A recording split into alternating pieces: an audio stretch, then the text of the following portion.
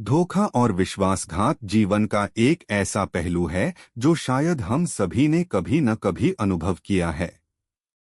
यह एक ऐसा समय होता है जब हम अपनी पूरी आत्मा और विश्वास के साथ किसी पर भरोसा करते हैं, लेकिन बदले में हमें केवल निराशा ही मिलती है।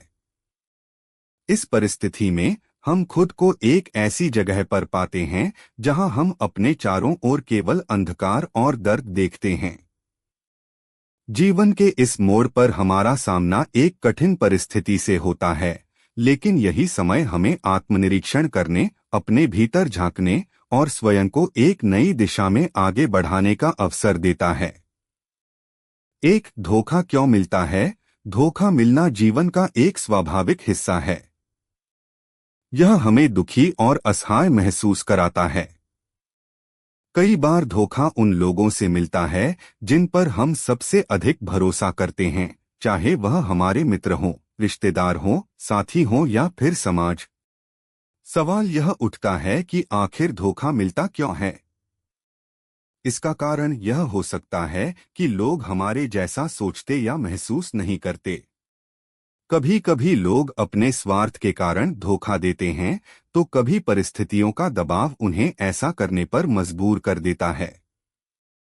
दो धोखे के बाद की मानसिक स्थिति। जब किसी को धोखा मिलता है तो उसकी मानसिक स्थिति पर गहरा प्रभाव पड़ता है।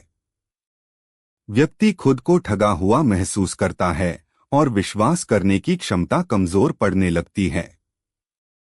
धोखा मिलने के बाद हमें ऐसा महसूस होता है जैसे पूरी दुनिया हमारे खिलाफ हो गई हो। हमें अपने ही फैसलों पर संदेह होने लगता है और हम खुद से ही सवाल करने लगते हैं। इस स्थिति में सबसे जरूरी है कि हम अपनी भावनाओं को समझें और उन्हें स्वीकार करें।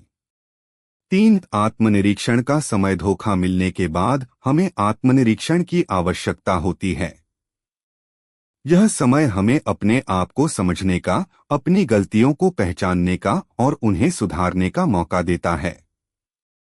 हमें इस बात पर विचार करना चाहिए कि हमने अपने जीवन में किन बातों को नजरअंदाज किया, किन लोगों पर भरोसा किया और किस कारण से हमें धोखा मिला। आत्मनिरीक्षण का यह समय हमें आत्मबल और आत्मविश्वास बढ़ाने में सहायक होता है। 4. क्षमा और माफी का महत्व। धोखा मिलने के बाद क्षमा करना एक कठिन कदम होता है, लेकिन यह हमें भावनात्मक बोझ से मुक्त करता है। क्षमा का मतलब यह नहीं है कि हम उस व्यक्ति के कृत्य को सही मान लें, बल्कि इसका अर्थ यह है कि हम अपने मन की शांति के लिए उसे क्षमा कर दें। इससे हम अपने भीतर की नकारात्मकता को कम कर सकते हैं। माफी का महत्व यह है कि यह हमारे दिल को हल्का बनाती है और हमें आगे बढ़ने में मदद करती है। 5. नए सिरे से शुरुआत करें। जब हमें हर जगह से धोखा मिलता है, तब हमें अपने जीवन को एक नई शुरुआत देने की आवश्यकता होती है। हमें उन लोगों पर ध्यान देना चाहिए जो हमारे जीवन में सच्चे और ईमानदार हैं। यह समय है कि हम अपने लक्ष्यों की पुनः समीक्षा करें और एक नए जोश के साथ अपने सपनों की ओर बढ़ें। हमें यह समझना चाहिए कि जीवन में चुनौतियां और संघर्ष हमें मजबूत बनाते हैं।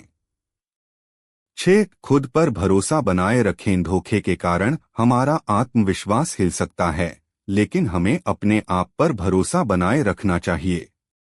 यह विश्वास हमें हमारी खुद की ताकतों का एहसास कराता है। जीवन में हमें अपने आत्मबल को पहचानना और उसे बढ़ाना चाहिए। जब तक हम खुद पर विश्वास रखेंगे, तब तक किसी भी परिस्थिति में टूटेंगे नहीं। 7. अनुभवों से सीखें। धोखे का अनुभव हमें जीवन के सबक सिखाता है। यह हमें सतर्क और समझदार बनाता है। हमें यह समझने में मदद मिलती है कि जीवन में हर किसी पर आंख बंद करके भरोसा नहीं करना चाहिए। अपने अनुभवों से सीखते हुए हमें आगे बढ़ना चाहिए और भविष्य में अधिक सावधानी बरतनी चाहिए। 8. सकारात्मक दृष्टिकोण बनाए रखें। धोखे का सामना करने के बाद भी हमें जीवन में सकारात्मक दृष्टिकोण बनाए रखना चाहिए। जीवन में अच्छे और बुरे अनुभव सभी आते हैं, लेकिन हमें उन पर टिके रहने के बजाय अपने भविष्य को संवारने की दिशा में आगे बढ़ना चाहिए। सकारात्मकता हमें नई ऊर्जा और आशा प्रदान करती है। 9 आत्मनिर्भरता की ओर बढ़ें। धोखा मिलने के बाद हमें अपनी आत्मनिर्भरता को और भी मजबूत बनाने का प्रयास करना चाहिए। यह समय है कि हम खुद को मानसिक और भावनात्मक रूप से मजबूत करें ताकि भविष्य में किसी भी कठिनाई का सामना करने के लिए तैयार रहें। आत्मनिर्भरता हमें अपने जीवन में आत्मविश्वास के साथ आगे बढ़ने में मदद करती है। 10 समाज और रिश्तों के प्रति दृष्टिकोण बदलें। कई बार धोखा हमें इस बात का एहसास कराता है कि हमें अपने रिश्तों और समाज के प्रति अपने दृष्टिकोण में बदलाव लाना चाहिए। हमें यह समझना चाहिए कि हर कोई हमारे विचारों और उम्मीदों के अनुसार नहीं हो सकता।